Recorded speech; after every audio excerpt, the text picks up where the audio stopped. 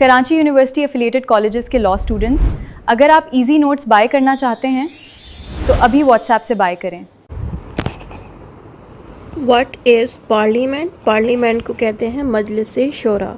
हमने यहाँ पे इस वीडियो में ये देखना है कि पार्लियामेंट की कंपोजिशन क्या है, क्या पावर्स हैं, क्या फंक्शंस हैं और पार्लियामेंट इतना इम्पोर्टेंट क्यों है। Introduction. Parliament is also called Majlis Shura. Is the supreme law making institute of Pakistan. इस लाइन का मतलब ये है कि पार्लियामेंट एक ऐसा इदारा है जो लॉ बनाता है।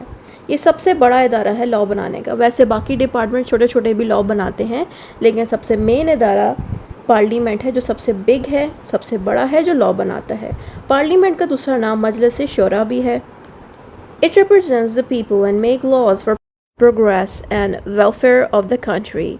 पार्लियामेंट जितने भी लॉज बनाता है इसलिए बनाता है ताकि हमारे मुल्क में अमन रहे, पीस रहे, हमारा मुल्क प्रोग्रेस करे, बेहतर हो सके और हमारे कंट्री जो है और बेहतर हो जाए। Pakistan has a by-cameral parliament consisting of a national assembly and senate. By-cameral का मतलब है कि पार्लियामेंट के अंदर ही दो डिपार्टमेंट्स मौजूद हैं, यानी कि एक डिपार्टमेंट जो बड़ा वाला है उसका नाम है सेनेट और जो छोटा डिपार्टमेंट है पार्लियामेंट के अंदर उसका नाम है नेशनल असेंबली। यानी कि एक ही पार्लियामेंट में दो डिपार्टमेंट्स हैं तो इसको कहते हैं बाई-कैमरल पार्लियामेंट। अगर लिखा हुआ था यूनी कैमरल पार्लियामेंट तो उसका मतलब है कि उधर दो डिपार्टमेंट्स नहीं है, सिर्फ एक ही डिपार्टमेंट मौजूद है पार्लियामेंट के अंदर। लेकिन अगर बाय आ जाए इसका मतलब ये है कि उसमें दो तरह के डिपार्टमेंट एक ही पार्लियामेंट में मौजूद हैं। Its structure and powers are provided in article 50 से लेके 89 of the constitution of Pakistan. इसके स्ट्रक्चर और तमाम पावर्स के बारे में आपको इन आर्टिकल्स में मिलेगा, आर्टिकल 50 से लेके 89 तक। फिर आता है व्हाट इज़ पार्लियामेंट? मजलिस शोरा क्या होता है? आपने बताना है कि पार्लियामेंट सबसे हाईएस्ट लेजिस्लेटिव ब्रांच है पाकिस्तान की। लेजिस्लेटिव बॉडी या ब्रांच कहते हैं, लॉ बनाने वाले इदारे को लेजिस्लेटिव ब्रांच कहते हैं। तो पार्लियामेंट सबसे बड़ा लॉ बनाने वाला इदारा है। इसका काम ये होता है कि ये लॉज को बना सकता है। नेशनल बजट, जैसे कि पूरे मुल्क का एक बजट है, उसके बारे में ये फ़ैसले देता है। उसके अलावा इंसान जो रहते हैं पाकिस्तान में उनको क्या राइट्स मिलने चाहिए, कौन से लॉज बनने चाहिए, तो इसके ऊपर भी ये वर्क करता है। सुपरवाइजेज दी एग्जीक्यूटिव। एग्जीक्यूटिव अलग से एक डिपार्टमेंट है, उसको भी पार्लियामेंट समझाता है कि आपने इस तरह से वर्क करना है। यानी कि एग्जीक्यूटिव डिपार्टमेंट में जो प्राइम मिनिस्टर है, बाकी के मिनिस्टर्स और प्रेसिडेंट और जितने भी लोग हैं ये एग्जीक्यूटिव डिपार्टमेंट में वर्क करते हैं। इनको पार्लियामेंट बताता है कि आपने किस तरह से वर्क करना है, यानी कि इनको सुपरवाइज और गाइड कर रहा होता है। फिर आता है आर्टिकल 50। आर्टिकल 50 में ये बताना है कि पार्लियामेंट के अंदर कौन कौन से लोग होते हैं। पार्लियामेंट में आपको प्रेसिडेंट भी मिलेंगे जो कि एग्जीक्यूटिव ब्रांच के पर्सन है, वो भी आपको इसमें मिलेंगे बैठे हुए। उसके अलावा नेशनल असेंबली भी इसमें मौजूद है और सेनेट, जैसे कि हमने ऊपर दो हाउसेस का पढ़ा, वो दो हाउसेस भी इसमें मौजूद हैं जो कि हमें आर्टिकल 50 बता रहा है। Constitutional position of parliament. Parliament की क्या पावर्स हैं कॉन्स्टिट्यूशन के अंदर? तो आपने बताना है कि पाकिस्तान के जितने भी लोग हैं उनके लिए पार्लियामेंट लॉज वगैरह बना के देता है और ये जितने भी लॉज बनाता है सारे पाकिस्तान के फ़ायदे के लिए बनाता है। कंट्रोल पब्लिक फाइनेंस, और जितना भी पैसों का बजट है, टैक्सेस हैं, ये सारा कुछ खुद ही ये लॉज वगैरह बना के देते हैं। फिर आता है holds executive accountable. Executive department में जो प्राइम मिनिस्टर और बाकी मिनिस्टर्स हैं उनके एक्शंस के ऊपर सवालात पूछता है। यानी कि पार्लियामेंट एग्जीक्यूटिव डिपार्टमेंट के हेड्स जैसे कि प्राइम मिनिस्टर और सारे मिनिस्टर से पूछता है कि आपने ये एक्शंस क्यों किए। उनको कहता है कि आप जवाब दिया करें, ठीक है। फिर आगे आता है protects democracy and the constitution. इसके होने से क्या फ़ायदा होता है कि हमारे मुल्क में डेमोक्रेसी सिस्टम मेंटेन रहता है। जैसे कि डिक्टेटरशिप के बारे में वीडियो लिंक यहाँ पे लगा देते हैं। डिक्टेटरशिप में क्या होता है कि नॉर्मल वोटिंग के थ्रू आप एक पर्सन को गवर्नमेंट में नहीं बिठा सकते, तो वहाँ पे एक ही पर्सन सारे मुल्क को कंट्रोल कर रहा होता है, आम लोगों की वहाँ पे नहीं सुनी जाती, वो होता है डिक्टेटरशिप। लेकिन अगर किसी मुल्क में डेमोक्रेसी हो तो वहाँ पे आम लोग वोट दे के अपने पर्सनस को गवर्नमेंट में बिठा सकते हैं डिफरेंट सीटों पे। तो गवर्नमेंट को डेमोक्रेटिक सिस्टम की तरह मेंटेन रखना ये काम भी पार्लियामेंट अच्छे से करता है। कि पार्लियामेंट की पूरी कोशिश होती है कि हमारा जो मुल्क है उसमें डेमोक्रेसी सिस्टम प्रोटेक्टेड रहे और कॉन्स्टिट्यूशन को सब फॉलो करें। Approves constitutional amendments. Constitutional amendments का मतलब ये है, अमेंडमेंट्स कहते हैं तब्दीलियों को, चेंजेस को। तो कॉन्स्टिट्यूशन के अंदर कोई भी चेंजेस अगर लानी है तो उसको भी यही पार्लियामेंट ही अप्रूव करता है। अगर पार्लियामेंट को कोई लॉ चेंज करना है कॉन्स्टिट्यूशन का, या कोई भी अप्रूवल देना है कि ये लॉ चेंज हो जाना चाहिए, अप्रूवल का मतलब है इजाज़त देना कि लॉ चेंज कर दिया जाए, ये सारा प्रोसीजर पार्लियामेंट की मदद से ही होता है। यानी कि लॉ बनाना है या चेंज करना है, ये सब कुछ पार्लियामेंट खुद ही कर सकती है, ये इसकी पावर्स हैं जब तक हमने पढ़ी। अब आती है कंपोजिशन ऑफ पार्लियामेंट। कंपोजिशन का मतलब ये है कि पार्लियामेंट के अंदर आपको कौन कौन से लोग मिलेंगे। सबसे पहले हम डिस्कस करते हैं प्रेसिडेंट को। President is the constitutional part of the parliament, कि कॉन्स्टिट्यूशन के अकॉर्डिंग प्रेसिडेंट भी एक पार्ट है पार्लियामेंट के इदारे का। And gives assent to bills.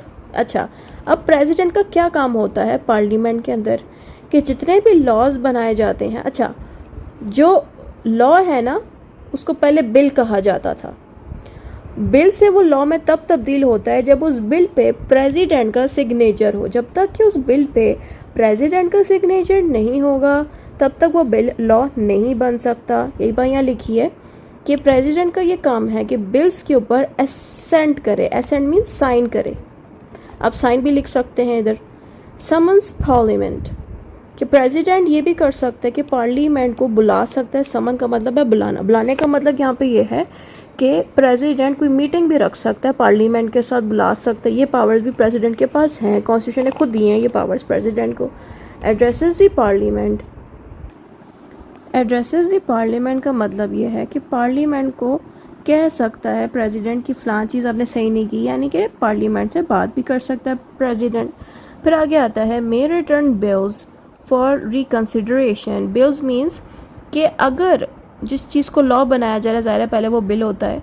अगर प्रेसिडेंट के पास कोई बिल पहुंचता है जिसको लॉ बनाने के लिए ज़ाहिर है प्रेसिडेंट का सिग्नेचर चाहिए, अगर प्रेसिडेंट को लगता है कि वो बिल ठीक नहीं है तो दोबारा से वो बिल पार्लियामेंट में वापस भेज देता है और कहता है कि इसको रिकन्सिडर करें। रिकन्सिडर का मतलब है कि बिल को प्लीज़ अब दोबारा चेक कर लें, इसमें कोई गलती मौजूद है। और वो गलती प्रेसिडेंट बाज़ खुद भी बता देता है या बताए बगैर भी वापस बिल भेज देता है कि पार्लियामेंट दोबारा से इसको चेक करके मेरे पास भेजें। तो इनके पास ये पावर्स होती हैं। एक्सेप्ट कॉन्स्टिट्यूशनल अमेंडमेंट बिल्स, यानी कि अगर कॉन्स्टिट्यूशन अमेंडमेंट बिल्स जो हैं वो भेजी हैं पार्लियामेंट ने प्रेसिडेंट को कि उस पर साइन करे, वहाँ पे प्रेसिडेंट कोई इनकार नहीं कर सकता। इस तरह के बिल्स को प्रेसिडेंट वापस नहीं भेज सकता चेकिंग के लिए। बाकी कोई भी और बिल्स होंगे वहाँ पे प्रेसिडेंट बिल को रिटर्न करा सकता है पार्लियामेंट को और कह सकता है कि बिल में थोड़ी सी गड़बड़ है, अब इसको चेक करें। लेकिन अगर कोई ऐसा बिल है जिसमें कॉन्स्टिट्यूशन को चेंज किया जा रहा है या कोई ऐसा लॉ है जिसमें कॉन्स्टिट्यूशन चेंज हो रहा है, वहाँ पर प्रेसिडेंट जो है वापस नहीं भिजवा सकता उस चीज़ को। फिर आगे आता है नेशनल असेंबली। अब जो लोअर हाउस है पार्लियामेंट का उसका नाम है नेशनल असेंबली। आपने इसमें बताना है कि नेशनल असेंबली पार्लियामेंट की लोअर हाउस है। Represents the people through direct elections. National assembly में जितने लोग बैठे होते हैं ये वोट लेके आते हैं लोगों के, यानी कि जो आम लोग हैं इनको वोट दे के बिठाते हैं। तो ज़ाहिर है जो भी लोग वोट दे के आते हैं वो अपने ही लोगों के फ़ायदे के लिए लॉज बनाते हैं। मिसाल के तौर पे 3-4 बंदे हैं जो वोट लेते हैं, फिर नेशनल असेंबली में बैठ जाते हैं और जिन लोगों के आम लोगों ने जो वोट दिए हैं उनके सपोर्ट के लिए लॉज वगैरह बना के देते हैं। फिर आते हैं मेंबर सर्व 5 years term unless dissolve earlier. जितने भी बंदे जो नेशनल असेंबली में बैठे होते हैं ज़ाहिर है वोट लेके आते हैं तो 5 साल के लिए रहते हैं उस जगह पे, उस डिपार्टमेंट में नेशनल असेंबली के। तो 5 साल के लिए कम से कम ये होते हैं, लेकिन इनको 5 साल से पहले भी जॉब से निकाला जा सकता है। अगर नेशनल असेंबली डिज़ोल्व हो जाए, ख़त्म करा दी जाए किसी भी रीज़न से, तो ये पहले भी इनकी जॉब जा सकती है। फिर आगे बारी आ जाती है सेनेट की। सेनेट पार्लियामेंट का अपर हाउस है, represents all provinces equally. Senate में आपने ये बताना है कि जितने भी पाकिस्तान के प्रोविंसेस हैं सारे प्रोविंसेस से कोई ना कोई सेनेट बैठा होता है नेशनल असेंबली में। तो ये क्या करते हैं कि जितने भी प्रोविंसेस एरियाज़ हैं ये सारों की हेल्प करते हैं, यानी कि सारों के लिए लॉज बनाते हैं senate. Permanent house can not be dissolve. Senate की डिपार्टमेंट को डिज़ोल्व नहीं किया जा सकता जैसे कि नेशनल असेंबली को। तो ये एक परमानेंट हाउस है। Half of its members retire every 3 years, और इसके जो मेंबर्स हैं हर 3 साल के बाद रिटायर हो जाते हैं। फिर आती है पावर्स ऑफ पार्लियामेंट। पार्लियामेंट के ये पावर्स हैं कि ये लॉज बनाता है, यानी कि makes laws, amend laws, amend को कहते हैं लॉ को चेंज करना, या रिपेल लॉज। रिपेल का मतलब है कि एक लॉ अगर पुराना है तो उसको थोड़ा सा चेंज किया जाता है, यानी कि पूरा लॉ चेंज नहीं किया जाता, थोड़ा सा चेंज किया जाता है कि वो यूज़ करने के काबिल हो, तो उसको रिपेलिंग लॉज कहते हैं। फिर आगे आता है कॉन्स्टिट्यूशनल अमेंडमेंट्स, कि जो हमारा कॉन्स्टिट्यूशन है जो कि सबसे बड़ा लॉ है पाकिस्तान का, उसमें अगर अमेंडमेंट्स करानी हो, अमेंडमेंट्स मीन चेंजेस करानी हो, तो वो भी पार्लियामेंट ही कर सकता है। आर्टिकल 239 के अकॉर्डिंग कि पार्लियामेंट के पास पूरी पावर है इस आर्टिकल के अकॉर्डिंग कि वो कॉन्स्टिट्यूशन को अमेंड कर सकता है, यानी कि चेंज कर सकता है। फाइनेंशियल पावर्स का मतलब है कि टैक्स लगाना लोगों पे, उसके अलावा बजट्स वगैरह डिसाइड करना, ये सारी पावर्स भी होती हैं पार्लियामेंट के पास। तो हमने लिखना है it approves the annual budget, कि पूरे साल का जो बजट है उसको भी ये अप्रूव करता है।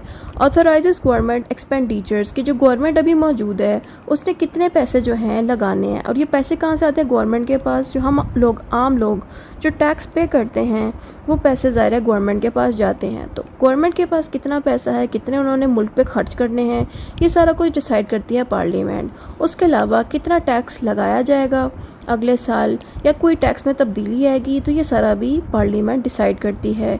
एग्जामिन्स पब्लिक अकाउंट, आम लोगों के जितने भी अकाउंट हैं, बैलेंस हैं, उनकी भी चेक करती है कि कौन लोग पैसे ज़्यादा कमा रहे हैं, कहाँ से कमा रहे हैं, क्या उन पर क्या ये लोग टैक्स दे रहे हैं कि नहीं, ये सारा कुछ इसमें डिसाइड किया जाता है। फिर आगे आता है एग्जीक्यूटिव ओवरसाइट। एग्जीक्यूटिव ओवरसाइट का मतलब ये है कि पार्लियामेंट एग्जीक्यूटिव डिपार्टमेंट को सुपरवाइज करती है, यानी कि चेक करती है। किस तरह से कि एग्जीक्यूटिव डिपार्टमेंट जिसमें प्राइम मिनिस्टर और बाकी मिनिस्टर्स प्रेसिडेंट होते हैं, उनसे पार्लियामेंट क्वेश्चंस पूछती है हर घंटे बाद कि आपने ये एक्शन क्यों किया, ऐसा क्यों किया। डिबेट्स करती हैं, एग्जीक्यूटिव के जो मेंबर्स हैं वो पार्लियामेंट के साथ बैठे होते हैं, वहाँ डिबेट्स भी कर सकते हैं। मोशन जो भी एक्शन वगैरह करती है पार्लियामेंट उसको चेक करती है। पार्लियामेंट्री कमेटीज़, कि पार्लियामेंट्री कमेटीज़ बनाई जाती है पार्लियामेंट के अंदर, जिनका काम ही यही होता है कि एग्जीक्यूटिव डिपार्टमेंट पे चेक रख सके। Vote of confidence and no confidence, देखें पार्लियामेंट को अगर शक है कि एग्जीक्यूटिव डिपार्टमेंट में जो प्राइम मिनिस्टर हैं और बाकी के जो मिनिस्टर्स हैं सही से अगर वो वर्क नहीं कर रहे, तो पार्लियामेंट के लोग फिर उन पे वोट ऑफ नो कॉन्फिडेंस पास करते हैं। अगर वोट ऑफ नो कॉन्फिडेंस की तादाद ज़्यादा है मेंबर्स की, लाइक ज़्यादा मेंबर्स जो पार्लियामेंट में हैं उन्होंने ज़्यादा वोट ऑफ नो कॉन्फिडेंस अगर प्राइम मिनिस्टर और मिनिस्टर के ख़िलाफ़ पास कर दिए हैं, तो एग्जीक्यूटिव की जो प्राइम मिनिस्टर और मिनिस्टर्स इनको जॉब छोड़नी पड़ेगी।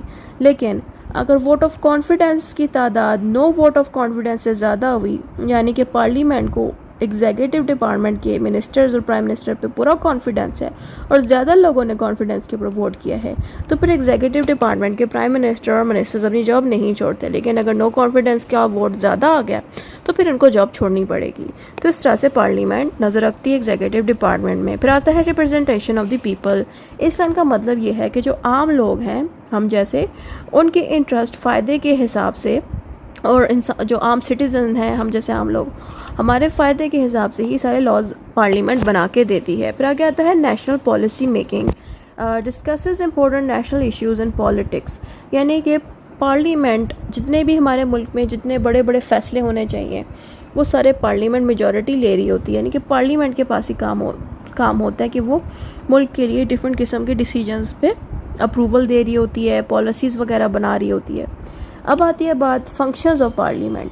फंक्शंस ऑफ पार्लियामेंट में हमने बताना है कि ये लॉज बनाता है पार्लियामेंट, डेमोक्रेसी सिस्टम को प्रोटेक्ट करता है parliament, approves the federal budget, और मुल्क का जो बजट है उसको भी अप्रूव करता है।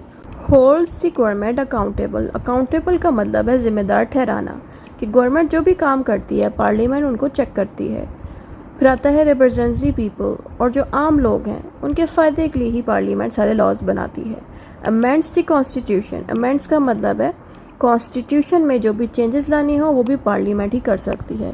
फिर आता है legislative powers. Parliament has the authority to. अब लेजिस्लेटिव पावर्स का मतलब ये है कि पार्लियामेंट के पास लॉ बनाने वाली पावर्स कौन कौन सी हैं। लेजिस्लेटिव का मतलब है लॉ बनाने की पावर्स। तो के पास ये पावर है कि वो लॉ बना सकती है, बने हुए लॉज को अमेंड यानी कि चेंज कर सकती है।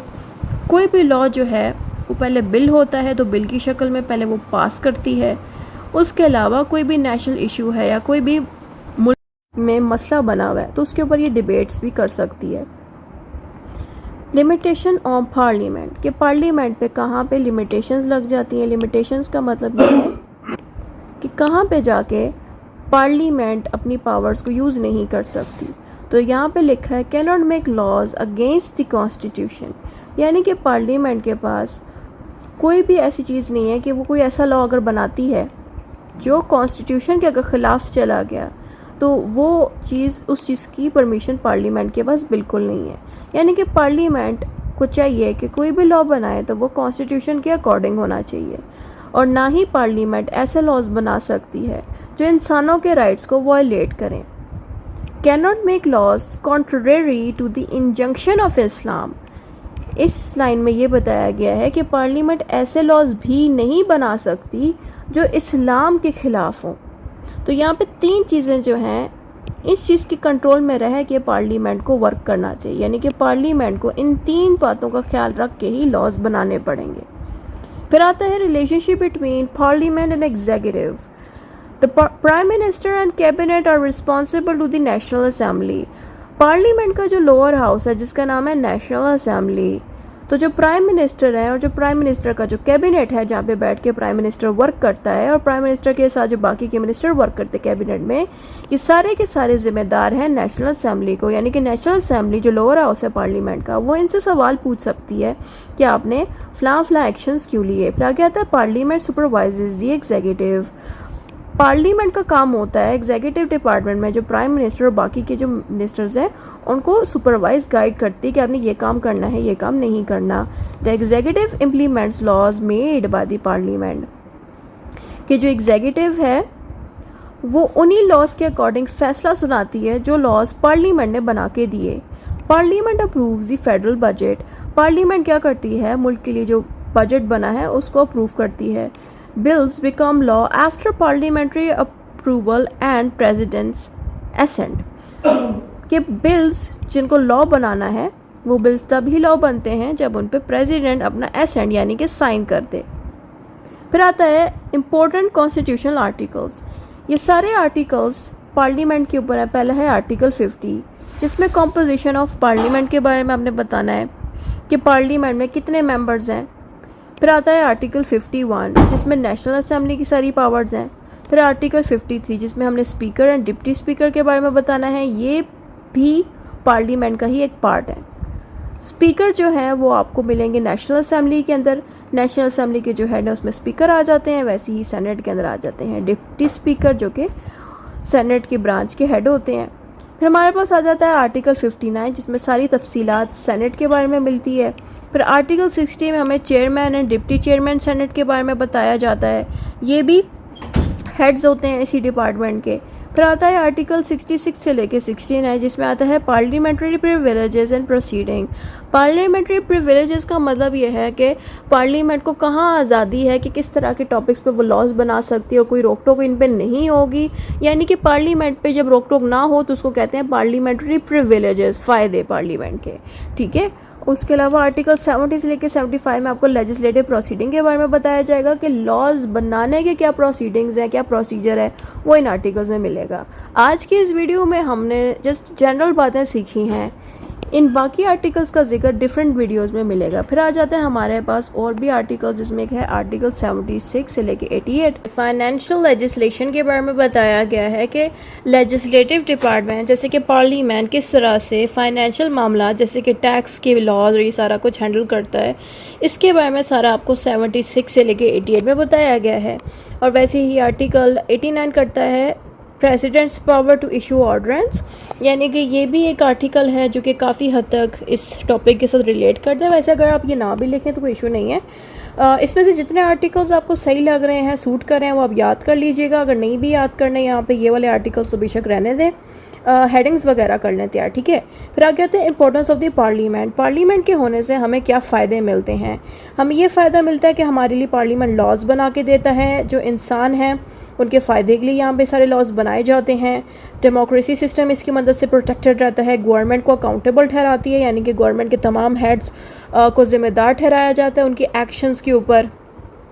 टैक्सेस वगैरह को ये अप्रूव करती है, नेशनल बजट के ऊपर ये डिसाइड करती है। प्रोटेक्ट्स द कॉन्स्टिट्यूशन, इसका जो है ये रोल अदा करता है कि कॉन्स्टिट्यूशन को प्रोटेक्टेड रखे। पार्लियामेंट की पूरी कोशिश होती है कि कॉन्स्टिट्यूशन के ख़िलाफ़ कोई ना जाए, कॉन्स्टिट्यूशन को प्रोटेक्शन मिले। इसकी मदद से रूल ऑफ लॉ काफ़ी स्ट्रेंथन होता है, स्ट्रॉन्ग हो जाता है, और ये आम सिटीजन्स के राइट को प्रोटेक्शन देती है। फिर आ जाता है कंक्लूजन। जो भी आपने ऊपर पढ़ा है वही आपने 4-5 लाइनों में लिखना होता है कंक्लूजन में। इतना ही था इस वीडियो में। खुदा हाफिज़।